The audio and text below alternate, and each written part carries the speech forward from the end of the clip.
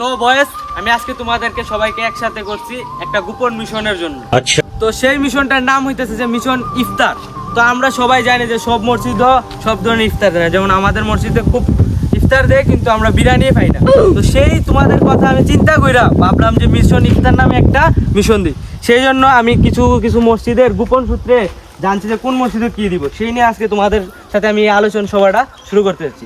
তো প্রথমে হইতেছে গিয়া, তো এই ম্যাপে মিশন ইফতারের ম্যাপে কালকে বাংলা বাজার মসজিদে দিবে ছানামুড়ি। তো বাংলা বাজার মসজিদে থাকতেছে ছানামুড়ি। তো তোমরা তিনজন যাবে বাংলা বাজার মসজিদে। আর আমি গোপন সূত্রে খুব কষ্ট করে আমি 4 জন সিআইডি অফিসারের কাজে লাগাইছি এই সূত্রটা বার করতে।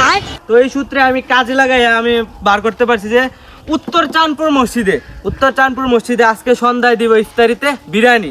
তোমরা তিনজন যাবে উত্তর চাঁদপুরে। আর সর্বশেষ ইফতারি হইতেছে যে আকিলপুর মসজিদে দিবে জিলাপি। তো তোমরা এই বাকি কয়েকজন আছো 3-4 জন, তোমরা যাবে আকিলপুর মসজিদে জিলাপি দিয়ে ইফতারি করতে। জি না স্যার, আমরা জিলাপি দিয়ে ইফতার করতে পারবো না।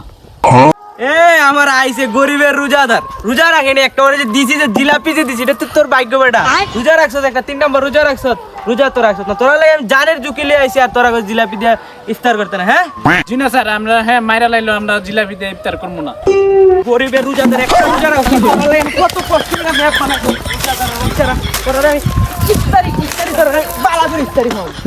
কত কষ্টে আমি ম্যাপ করে বাড়াইছিলাম কোন মসজিদে কি খাওয়ার, তোরা পন্ডিতে জিলাপি খাইতে না। রোজাদার চেকটা রোজা রাখছস না।